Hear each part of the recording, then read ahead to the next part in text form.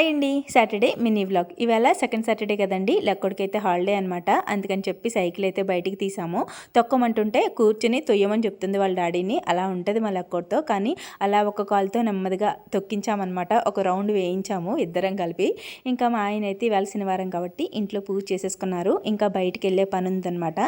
ఇంకా నేనైతే తులసమ్మ దగ్గర పూజ చేసుకుని మా ఆయనకైతే టిఫిన్ పెట్టేశాను. ఇంకా పాలు తాగేసి టిఫిన్ తినేసి ఆయన అయితే వెళ్ళిపోయారు. ఇంకా మా లక్కోడు నేనే ఉండాలన్నమాట.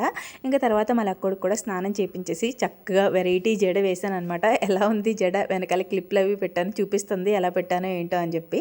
ఇంకా మా లక్కోడైతే ఆడుకుంటుంది. నేనైతే కాఫీ పెట్టుకొని తాగేసి వంట మొదలు పెట్టాలి. ఈలోపు మా లక్కోడు చూడండి, నేను వంట చేస్తుంటే అమ్మ బువ్వ పెట్టే అని వచ్చేసింది అనమాట.